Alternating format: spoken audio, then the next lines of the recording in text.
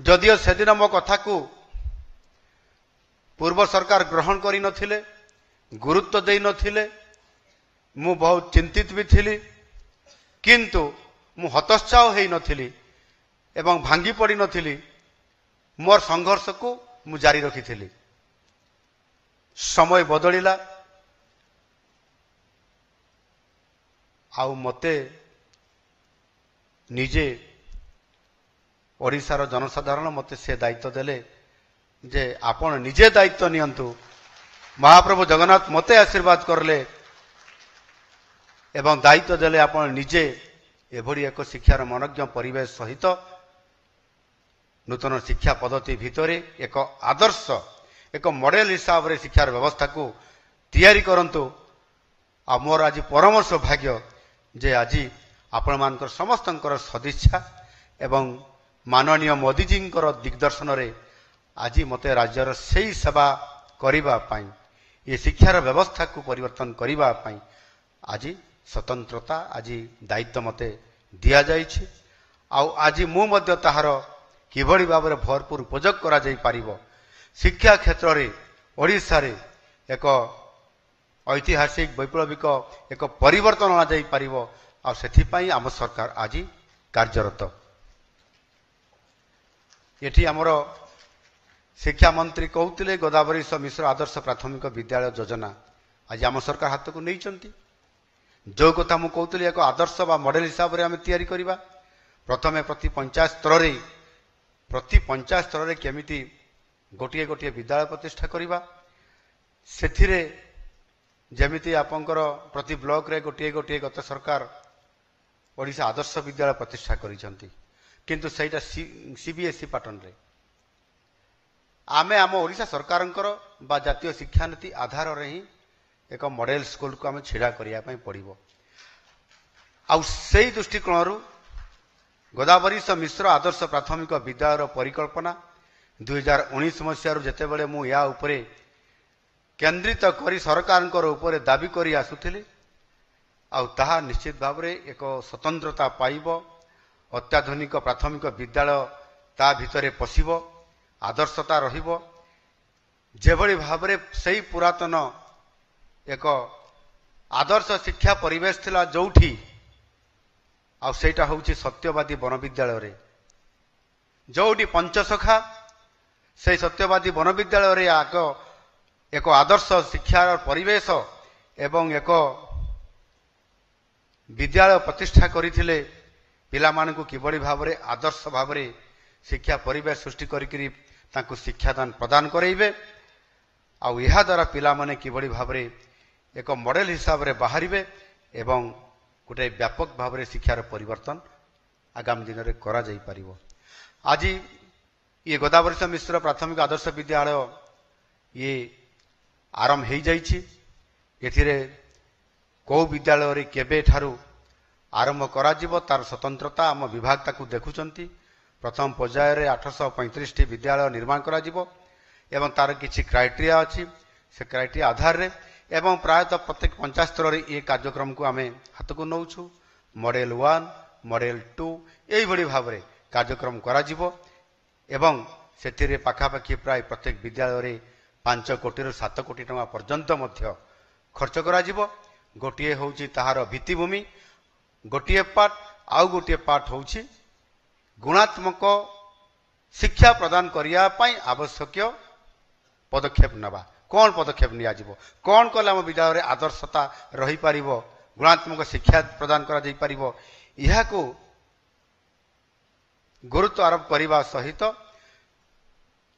शैशव शिक्षा को किभली भाव में सुदृढ़ करा जाई पारिबो जहा केंद्र शिक्षा नीति आधार रे ताकू आडप्ट करा जाइछि। सेथिपई आम ओडिशा स्तर रे आमे प्राक प्राथमिक शिक्षा को एक शिशु बाटिका नाम दीजु। ये शिशु बाटिका तार आरंभ होइछि।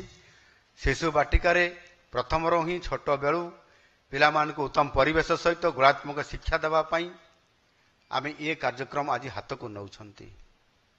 आउ सेथिपई प्राय राज्य रे 45,000 प्राथमिक विद्यालय रे शिशु बाटिका ये कार्यक्रम आरंभ करा जाइछि। 5 ରୁ 6 ବର୍ଷ ବୟସର ପିଲାମାନଙ୍କୁ ପ୍ରାକ୍ ପ୍ରାଥମିକ ଶିକ୍ଷା ଏଥିରେ ପ୍ରଦାନ କରାଯାଉଛି। ଆଉ ସେଥିରେ ମଧ୍ୟ ଆମେ ପିଲାମାନଙ୍କୁ ଯତ୍ନ ନେବା, ତାଙ୍କୁ ସହାୟତା ଦେବା ପାଇଁ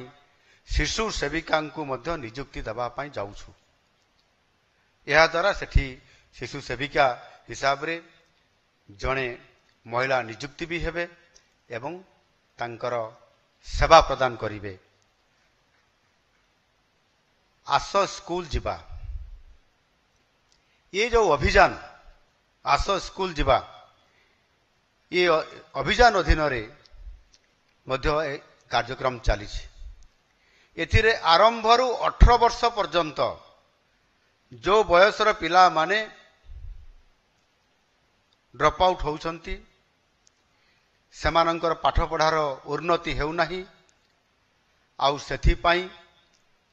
जो परिवार 18 वर्ष बयस पर्यंतर जो पिला माने अछंती तांको घर को घर सर्वे करा जाउछि। स्कूल जाउनथुवा पिला मान को चिन्हट करिबा, सेमानंकर पाठ छाड़ीबार कारण कोन पचारि बुझिबा, स्वतंत्र पाठ छाड़ीबार कारण एवं स्वतंत्र आवश्यकता पिला मानक उपरे को परिस्थिति देकरी जाइछि तार स्थिति मूल्यांकन करिबा, ये समस्त कथा को गुरुतर सह आज आम सरकार नहीं एवं गत 5 वर्ष मध्य शिक्षा व्यवस्था रे प्रवेश करिवार आशा करा जाउथवा जो पिला मान को ता भितरे तांकर संख्या आकलन करिबा एवं यही अभियान रो जो उद्देश्य अछि ताकू साकार करिबा पई आगामी दिन कार्यक्रम मध्य ए कार्यक्रम माध्यम रे समान को कार्यकारी करिया पई पड़िबो आ सेथि पई ए काम मध्य आम स्कूल जीवा ए कार्यक्रम रे स्वतंत्रता दिया जाइछि। शिक्षार एक अनुकूल वातावरण एवं परिवेश सृष्टि करिबा आउ से आधार रे विकसित ओडिशा को लक्ष्य हासिल करिबा निमंते आमे आज शिक्षा क्षेत्र रे मध्य डिजिटल एवं आर्टिफिशियल इंटेलिजेंस आधारित शिक्षा प्रदान ताको प्रचलन करिया पई आज आम सरकार मध्य निष्पत्ति नेबा पई जाउछंती। जातीय शिक्षा नीति अनुसार भाषा प्रचलन भली अनेक आधुनिक पद्धति रे शिक्षा प्रदान करेबा यह होची हमर मूल उद्देश्य। ये समस्त कथा को गुरुत्वर सहित विचार को नहीं आम सरकार अर्थात लोकंकर सरकार राज्य रे प्राथमिक शिक्षा को तार विकास केमती हेई पारिबो आ सेथि पई आम सरकार प्रतिश्रुतिबद्ध आ सेथि पई चलित वर्ष बजेट रे जहा माननीय शिक्षा मंत्री कहूतिले जे आमे रेकर्ड परिमाण रे बजेट रे व्यवस्था करिछु आउ गत वर्षर बजेट जहा थिला ता ठारू 18% वृद्धि आउ ये मध्य आम सबु विभाग रो जो बजेट अछि ता ठारू सर्वाधिक एवं 31,000 कोटी टंका रो व्यय बराद मध्य करा जाइछि। ये शिक्षा व्यवस्था रे स्वतंत्रता आमे देबा द्वारा ये खाली ओडिसा रे नुह बजेट अनुपात रे देश रे प्रथम 5 गोटी राज्य भितर मध्य आमर स्वतंत्रता अछि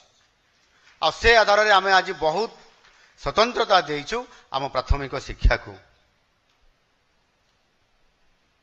आ एथिरो ही आपण माने जानि पारुथिबे जे शिक्षा प्रति